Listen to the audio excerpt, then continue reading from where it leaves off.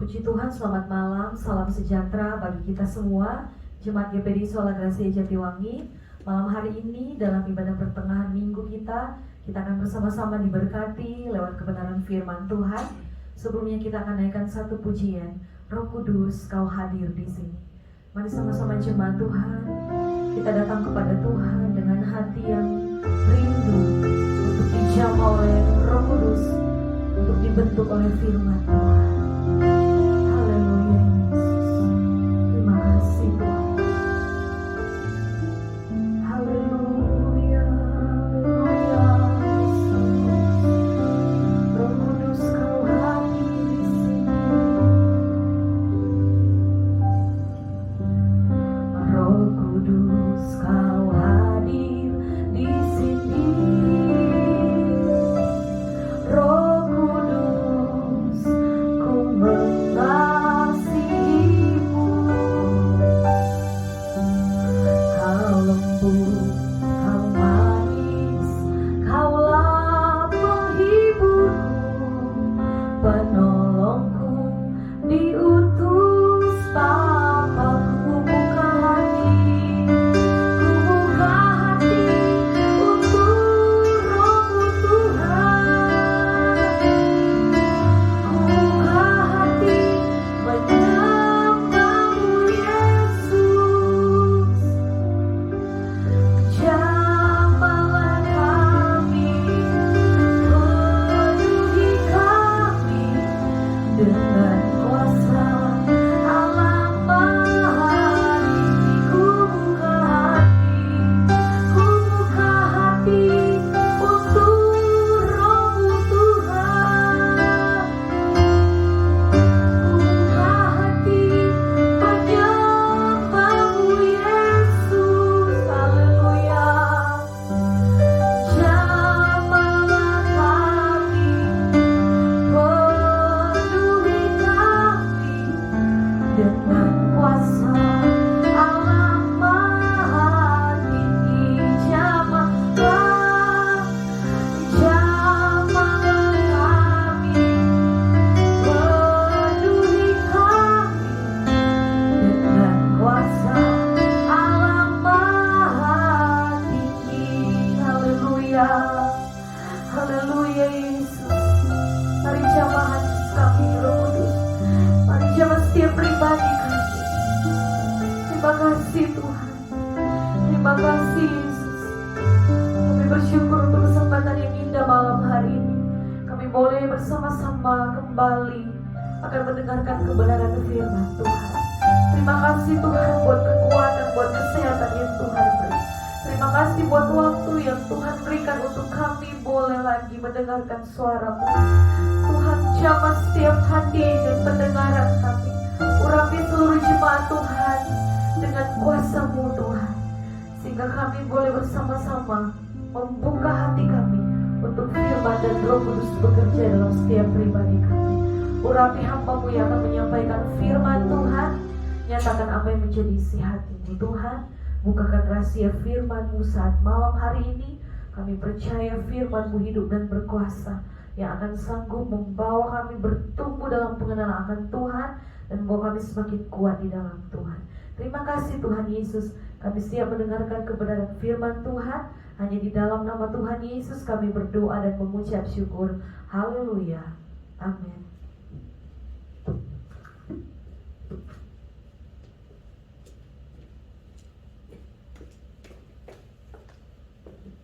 Haleluya, puji Tuhan, salam Sola Gracia, semua karena anugerah Tuhan. Kita bersyukur pada sore hari menjelang malam hari ini kembali lagi kita boleh beribadah bersama-sama dalam konsep online. Karena kita baru bisa beribadah pada hari Minggu, kita percaya bahwa keberadaan kita akan terus mengalami pemulihan dalam kondisi di mana kita akan, saya yakin bahwa kita akan kembali bisa lagi beribadah di gereja, bukan cuma pada ibadah hari Minggu tetapi juga hari Kamis, amin.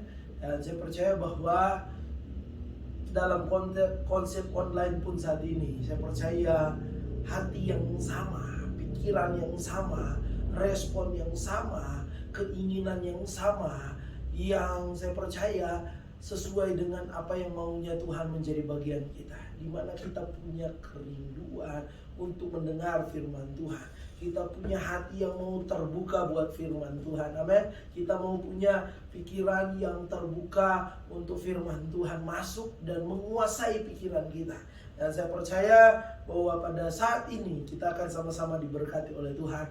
Kenapa? Karena firman Tuhan itu berkuasa untuk membawa kita melihat perkara-perkara yang ajaib, menguatkan iman kita, bahkan pada akhirnya kita menjadi orang-orang yang saya bisa bahasakan manusia firman, di mana kita menjadi pelaku-pelaku firman Tuhan yang setia. Amin. Puji Tuhan, Tuhan Yesus memberkati kita. Dan saat ini saya bicara tentang perkataan.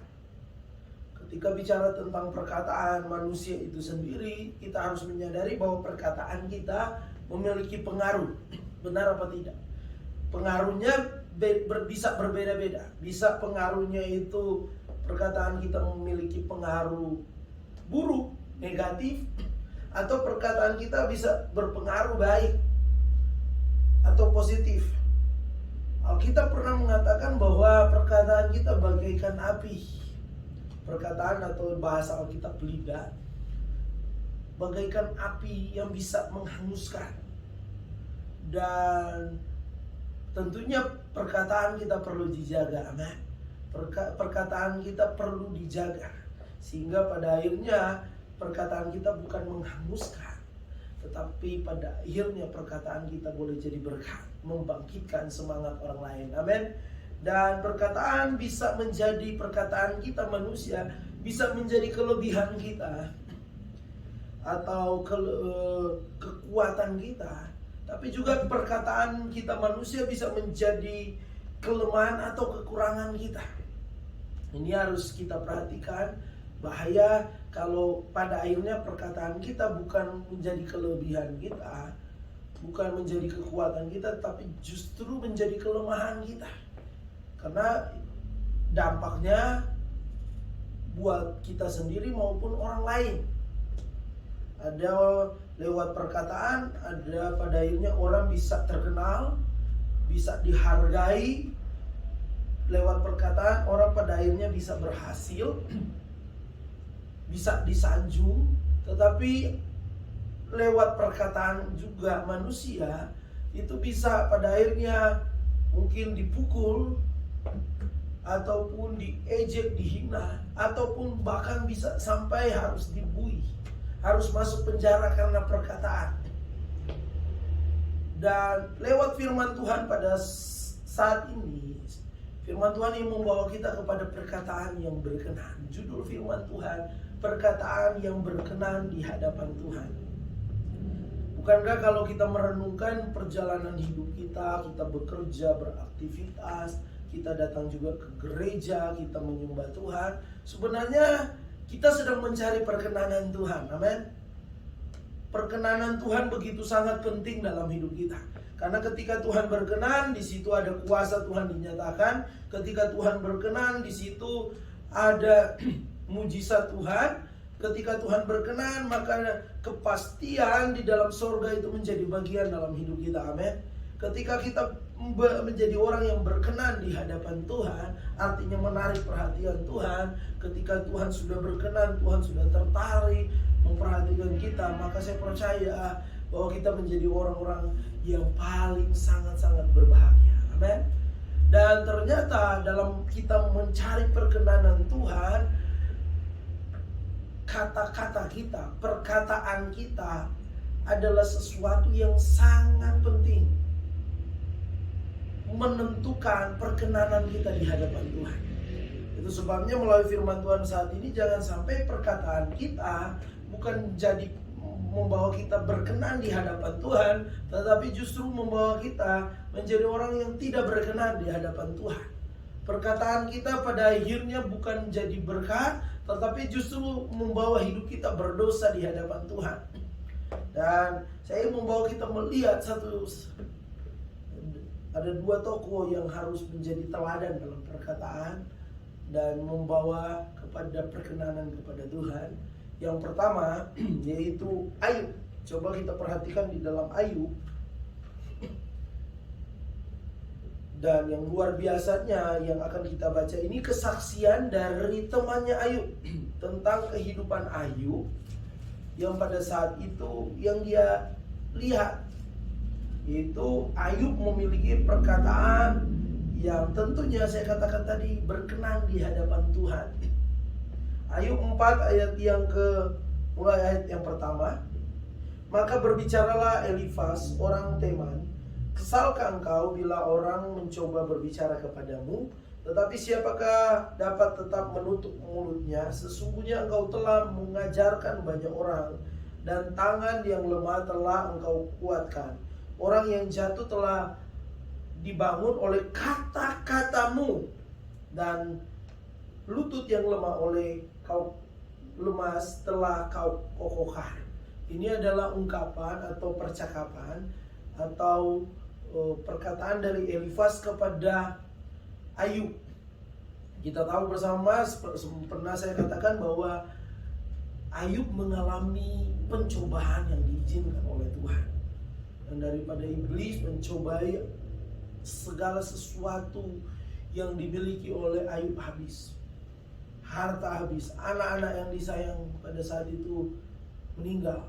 Istri yang harusnya mendukung dia di masa-masa yang susah pada saat itu justru melemahkan dia, justru ingin memisahkan hubungannya dengan Tuhan. Dan pada akhirnya ada sahabat-sahabat Ayub yang datang kepada Ayub. Intinya kalau kita baca kitab Ayub sendiri, banyak berbicara tentang percakapan atau komunikasi Ayub dengan sahabat-sahabatnya. Dan intinya sahabat-sahabatnya menegur Ayub kalau semua yang terjadi karena kesalahan dari Ayub. Tapi kita tahu semuanya, Alkitab menceritakan bahwa pendapat atau teguran atau hal-hal yang diungkapkan oleh teman-teman Ayub yang menyalahkan Ayub, semuanya salah. Semuanya salah. Karena Ayub ternyata adalah orang yang berkenan di hadapan Tuhan. Dia alami pencobaan bukan karena kesalahannya, tetapi karena Tuhan luaskan pencobaan itu. Dan saya percaya bahwa pengalaman Ayub ini sudah banyak diceritakan. Kita tahu bersama-sama Ayub adalah orang yang saleh, takut akan Tuhan. Orang yang memiliki hubungan yang intim dengan Tuhan. Tetapi kita akan lihat di sini ternyata Ayub bukan cuma memiliki hubungan yang erat dengan Tuhan. Ayub bukan cuma menjadi orang yang saleh, tetapi dalam setiap aktivitas hidupnya, ternyata Ayub itu adalah seorang yang memiliki perkataan yang berkenan di hadapan Tuhan. Perkataan Ayub pada akhirnya menguatkan orang lain. Perkataan Ayub pada akhirnya membuat orang lain itu bersemangat kembali. Perkataan Ayub itu membangun orang lain. Dan itu yang disampaikan oleh Elifas dalam perkataan, dalam ungkapan di dalam ayat ketiga dan keempat. Memang pada saat itu Alkitab Indonesia memberi judul Elifas menegur Ayub, seakan-akan menyalahkan Ayub apa yang terjadi. Tetapi ayat-ayat awal ini menceritakan tentang penilaian mereka, apa yang mereka dapati dalam kehidupan Ayub sebelum Ayub pada saat itu dicobai. Elifas mungkin pernah mengalami di mana keberadaan Ayub yang memiliki perkataan-perkataan, kata-kata yang pada akhirnya membangun, menguatkan. Dan inilah yang menjadi contoh teladan dalam hidup kita. Mari kita mau jadi Ayub akhir zaman yang memiliki perkataan yang membangun orang lain, perkataan-perkataan yang membuat orang lain dikuatkan. Amin. Perkataan-perkataan yang jadi berkat, perkataan-perkataan yang baik. Haleluya.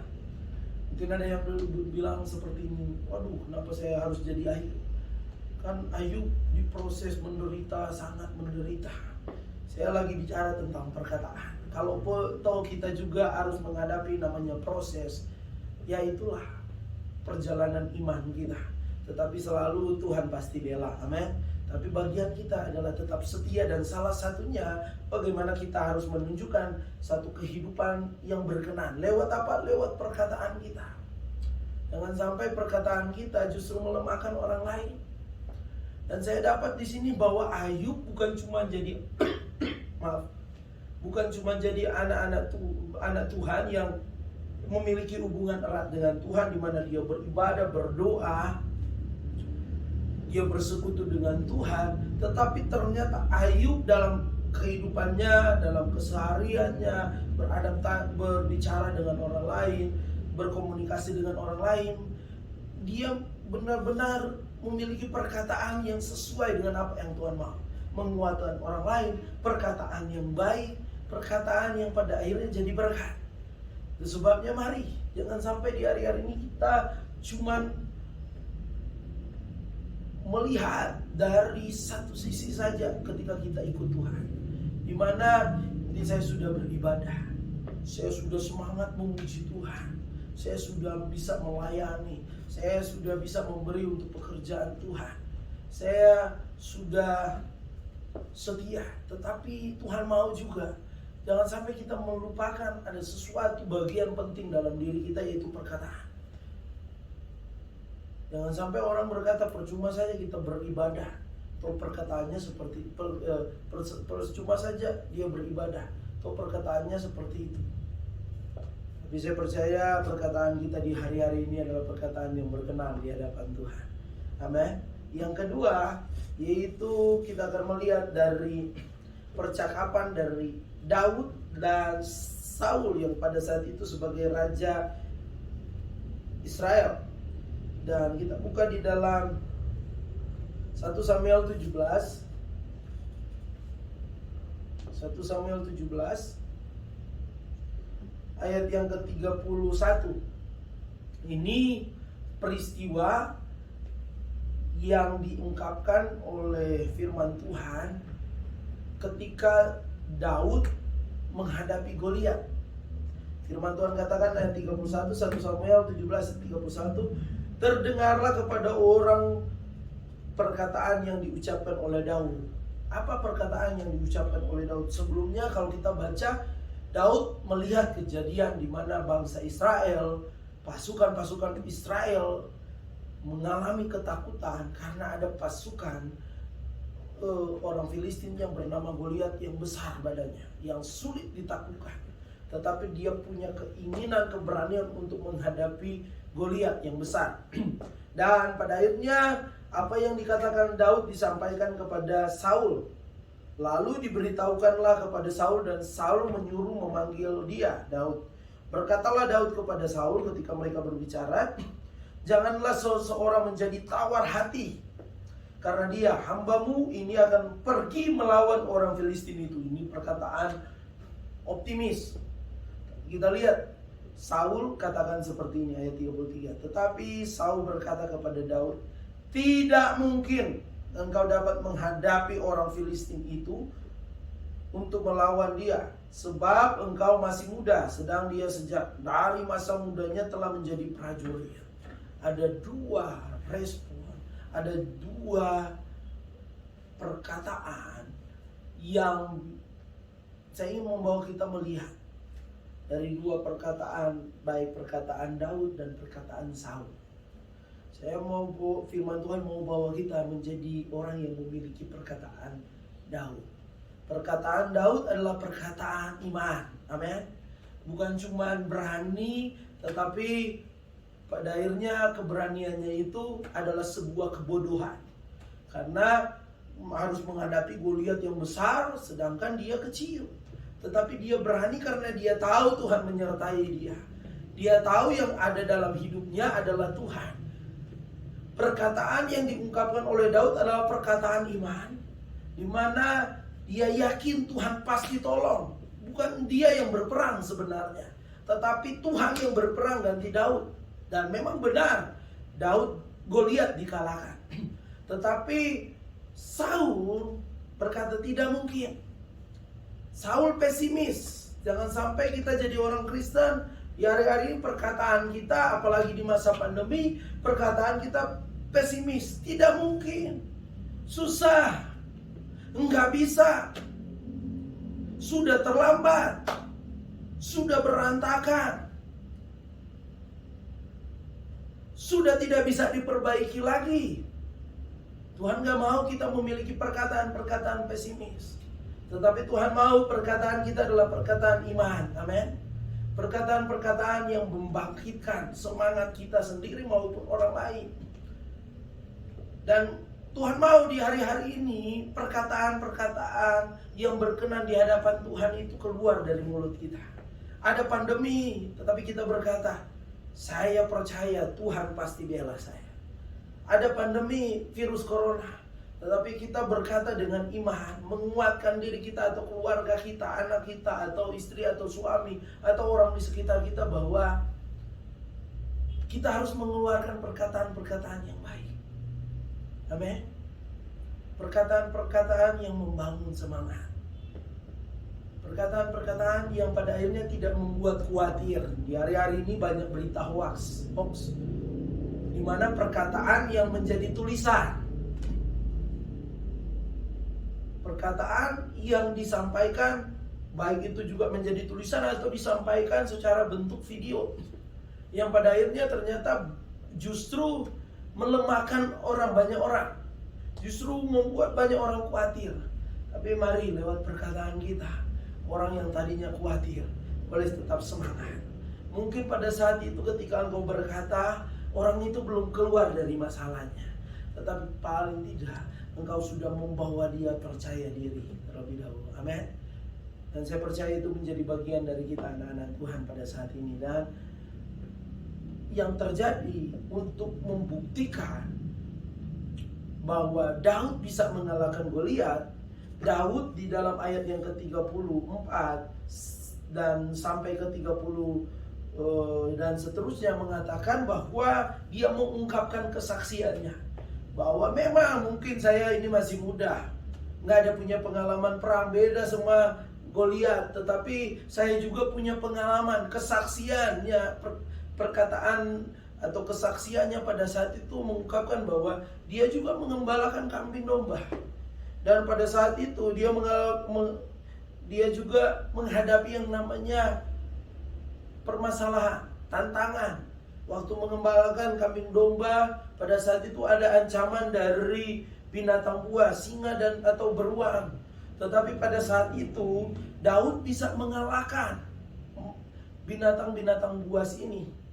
Dan dia percaya bahwa kalau pada akhirnya dia bisa kalau dia bisa melakukan semuanya itu bukan karena hebat dan kuatnya, tetapi karena ada kekuatan Tuhan, ada kuasa Tuhan yang bekerja dalam hidupnya. Dan dia berkata di dalam ayat yang ke-37, di situ mengatakan bahwa kalau Tuhan sudah melepaskan Daud, saya, dari cakar singa dan dari cakar beruang, Daud mengatakan dengan iman, dia juga akan melepaskan aku dari tangan orang Filistin itu, dari tangan Goliat. Dan benar itu yang terjadi.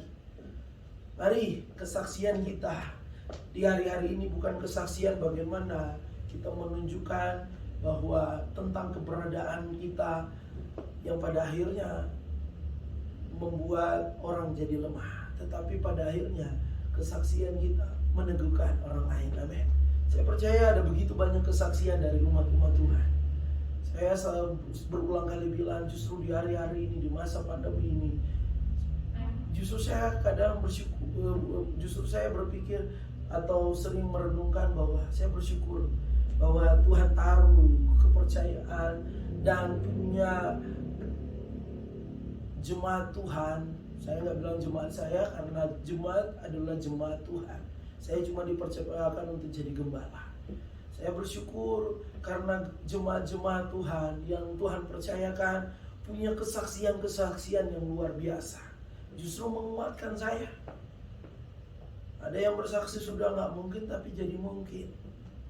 Ada yang bersaksi kepada saya sudah mau besoknya belum ada.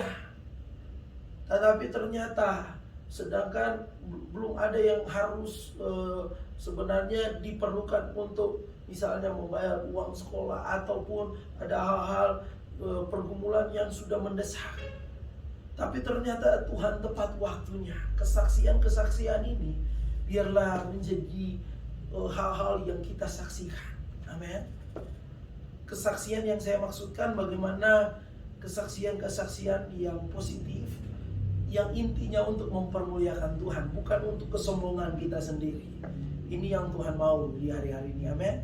Dan saya percaya bahwa saat ini ketika kita ikut Tuhan, mari perkataan kita harus berkenan di hadapan Tuhan. Saya ingin membawa kita secara singkat melihat bahwa bagaimana ada hal-hal yang harus kita perhatikan sehingga pada akhirnya kita tetap memiliki perkataan yang pada akhirnya membuat kita berkenan di hadapan Tuhan. Kita harus hati-hati terhadap perkataan-perkataan dusta, bohong, yang seperti dikatakan di dalam Efesus 4 ayat yang ke-25. Perkataan-perkataan yang tidak benar. Jadi kita di hari-hari ini harus, sebelum kita berbicara, kita harus melihat kondisi di hari-hari ini. Ketika kita dengar sesuatu dari orang, kita harus hati-hati untuk menyampaikan kepada orang yang lain, dimana kita harus tahu kebenarannya.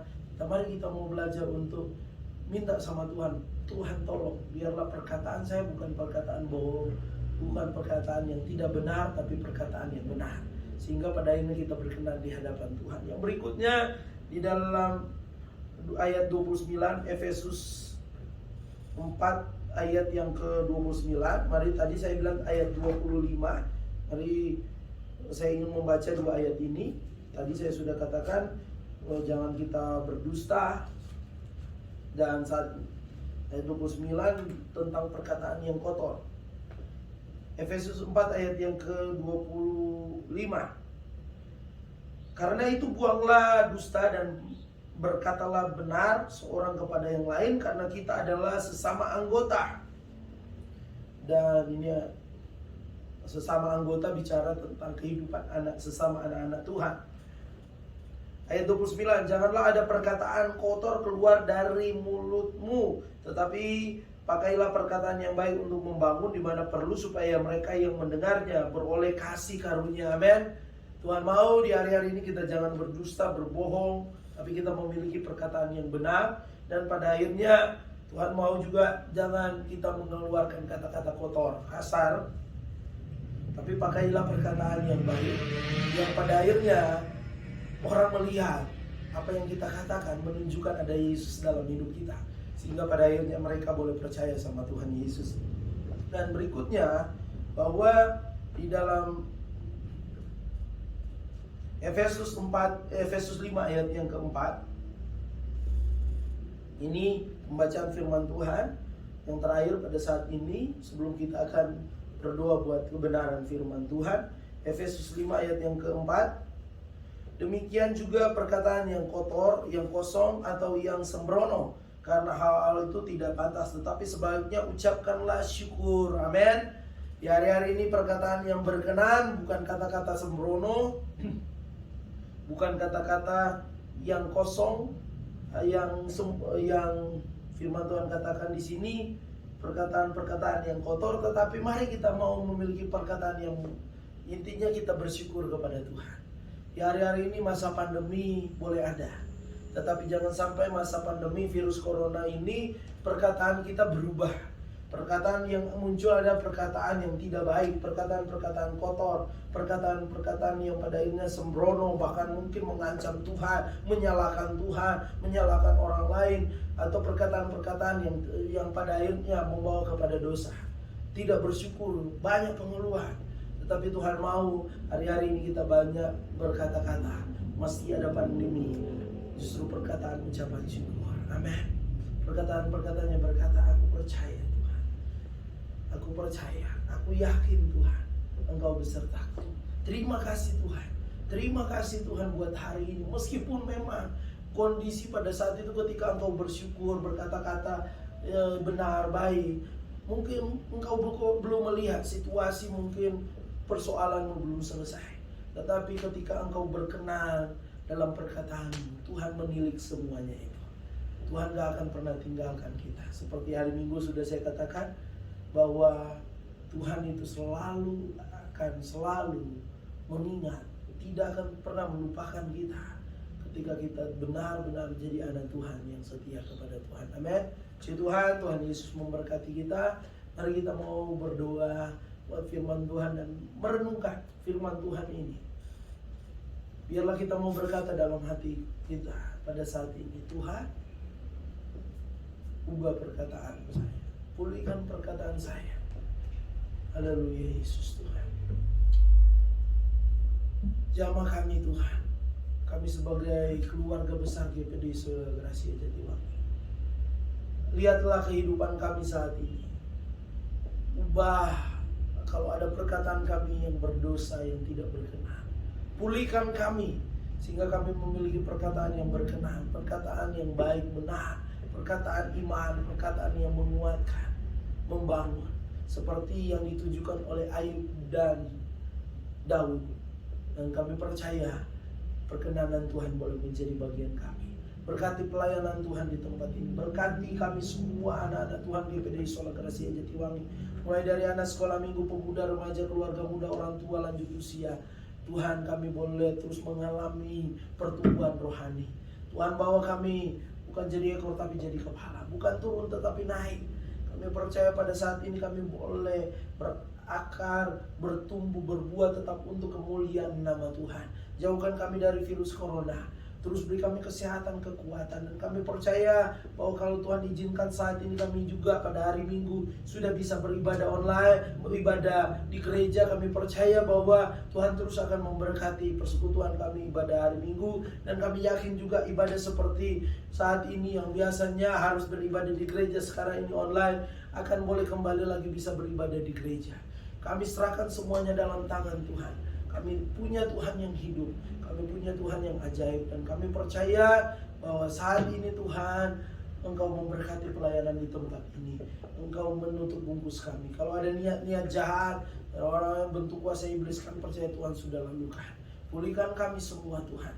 Terima kasih Engkau Bapa yang baik bagi kami. Kami serahkan kehidupan kami dalam tangan Tuhan. Dan berkati setiap keberadaan umat-umat Tuhan. Yang sakit Tuhan sembuhkan, yang tertutup jalan Tuhan bukakan jalan. Usaha pekerjaan umat-umat Tuhan, Tuhan berkati. Adapun saat ini ada jemaat Tuhan, seorang ibu yang lagi berjuang untuk proses kelahiran anaknya Tuhan. Tuhan tolong, Tuhan sertai, biarlah Tuhan beri kekuatan ekstra. Biarlah anak yang dikandung boleh lahir di dalam dunia ini dalam keadaan yang sempurna sebagai manusia adanya. Dan kami percaya bahwa ibu dan anak yang ada boleh selamat, boleh terus sehat dalam kekuatan bersama dengan suaminya. Tuhan tolong semuanya. Kami serahkan dalam tangan Tuhan. Kami punya Tuhan yang hidup, yang tidak biarkan kami. Kami serahkan hidup kami dalam tangan Tuhan. Kami berdoa dan mengucap syukur. Dan Tuhan memberkati bangsa dan negara kami, berkati daerah ini, berkati juga Tuhan keberadaan dari presiden, wakil presiden, para menteri, jajaran Tuhan, bahkan aparat pemerintah, TNI, Polri, bahkan Tuhan sampai tingkat desa, apapun yang menjadi keputusan mereka, biarlah yang datang dari hikmatnya Tuhan yang mensejahterakan masyarakat. Dokter, perawat, orang-orang yang ada di garda depan dalam mengobati atau menghadapi virus corona, bawa mereka Tuhan terus dalam perlindungan Tuhan. Jadikan mereka juga saluran kesembuhan daripada Tuhan. Terima kasih Tuhan. Kami berdoa dan mengucap syukur, menyerahkan persekutuan kami dalam tangan Tuhan. Kami semua diberkati. Mari umat-umat Tuhan, kau bisa menandakan tanganmu dan terimalah berkat Tuhan. Berkat, penuh berkat dari Tuhan Yesus Kristus menjadi bagian dalam kehidupan seluruh umat-umat Tuhan. Saat ini Tuhan, kami percaya bahwa Engkau Tuhan yang memberkati kehidupan kami. Umat-umat Tuhan, terimalah berkat Tuhan. Berkat penuh berkat, limpahan berkat, curahan berkat. Berkat daripada Allah Bapa, Anak dan Roh Kudus. Tuhan memberkati engkau jasmani rohani. Tuhan melindungi engkau, Tuhan menyinari engkau dengan wajahnya dan memberi engkau damai sejahtera, kasih karunia. Dan Tuhan menghadapkan wajahnya kepadamu dan memberi engkau damai sejahtera pada saat ini sampai Tuhan datang kembali. Dalam berkat nama Tuhan Yesus Kristus. Haleluya. Amin. Tuhan Yesus memberkati. Selamat malam.